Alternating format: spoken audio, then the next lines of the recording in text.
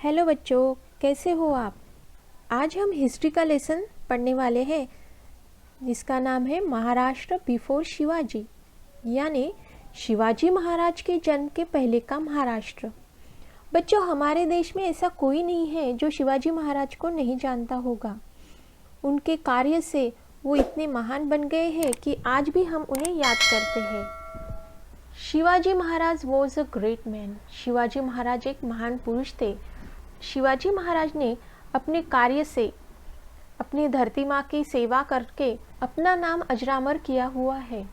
वो तो एक महान पुरुष थे। We celebrate his birth anniversary with great pomp and reverence. हम उनकी बर्थ एनिवर्सरी यानी वर्षगांठ बड़े ही धूमधाम से और श्रद्धापूर्वक मनाते हैं। बच्चों, आपके स्कूल में भी शिवाजी महाराज की बर्थ एनिवर्सरी मनाते होंगे। उस समय बहुत अच्छे अच्छे प्रोग्राम होते हैं और कुछ बच्चे शिवाजी महाराज पे भाषण भी देते हैं। It is a happy day for you children. ये आप बच्चों के लिए एक आनंद का दिन होता है ना बच्चों। You sing songs and powadas in his honour. पोवाड़ा यानी शिवाजी महाराज की वीरता का गौरवपूर्ण किया हुआ वर्णन, इसे पोवाड़ा कहते हैं। उनकी जयंती जब मनाते हैं तब बच्चे देशभक्ति पर गीत गाते हैं। उसमें पोवाड़े भी होते हैं और उसमें शिवाजी की महानता दिखाई देती है। You garland his picture and से शिवाजी महाराज की जय। हम उनकी फोटो को हार चढ़ाते हैं और जोर जोर से शिवाजी महाराज की जय का नारा लगाते हैं, दिल से उन्हें प्रणाम करते हैं। Who was this Shivaji Maharaj? ये शिवाजी महाराज कौन थे? What was the great work he did that we celebrate his birthday every year? उन्होंने ऐसा कौन सा बड़ा काम किया जो कि हमें आज भी उनकी वर्षगांठ मनाते हैं। आप में से कुछ बच्चों को ये क्वेश्चन आया होगा। शिवाजी महाराज की महानता हम आगे पढ़ने वाले हैं। The time in which Shivaji Maharaj lived was that of the medieval period. जब शिवाजी महाराज का जन्म हुआ मध्ययुगीन भारत था। In those days, monarchy or the rule of king prevailed everywhere. तो बच्चों, जब शिवाजी महाराज का जन्म हुआ तब राजे महाराजों का चलन था, यानी तब हमारा देश एक संघ नहीं था। हर प्रदेश में अलग अलग राजा महाराजाओं के राज्य थे और सब अपनी अपनी राज्य अपने अपने हिसाब से चलाते थे। Many of the king pursued their own pleasure and enjoyment instead of the welfare of their subject. और उनमें से बहुत से राजा जो कि प्रजा का ध्यान रखना चाहिए वैसा न करते हुए केवल खुद का ही ध्यान रखते थे, केवल खुद की ही एंजॉयमेंट करते रहते थे। But even in those days, there were some king who look after the welfare of their subject. तो जैसे कुछ बुरे लोग रहते हैं वैसे ही कुछ अच्छे लोग भी रहते हैं। उसी प्रकार जैसे ही राजा थे जो खुद का ही ध्यान रखते थे, वैसे ही कुछ ऐसे राजा थे जो कि प्रजा का ध्यान रखते थे, प्रजा की सेवा करते थे। The Mughal empire Akbar in the north यानी उत्तर की तरफ मुगल एम्पायर अकबर थे जो कि प्रजा का बहुत अच्छे से ध्यान रखते थे। And empire Krishnadevaraya of Vijayanagar in the south are famous in history for their benevolent rule. और साउथ में राजा कृष्णदेवराया जो कि विजयनगर के राजा थे, वो अपने प्रजा हित के लिए बहुत ही प्रसिद्ध थे।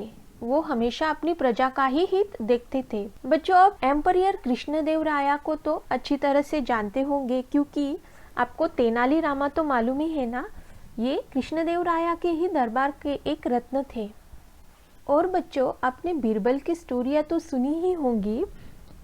तो ये जो बीरबल थे ये मुगल एम्पायर अकबर इनके दरबार में नवरत्न थे। Likewise, Shivaji Maharaj also command great respect even today. और जैसे ये राजाएं अपनी प्रजा का हित देखते थे, अपनी प्रजा का ध्यान रखते थे, वैसे ही जब शिवाजी महाराज ने स्वराज्य की स्थापना की तो उन्होंने अपने राज्य में जो प्रजा थी उनका हित देखा, उनके लिए बहुत से त्याग किए, इसीलिए हम आज तक उन्हें याद करते हैं। शिवाजी महाराज एस्टैब्लिश स्वराज्य इन महाराष्ट्र। शिवाजी महाराज ने महाराष्ट्र में स्वराज्य की स्थापना की। Swarajya means self government, our own rule.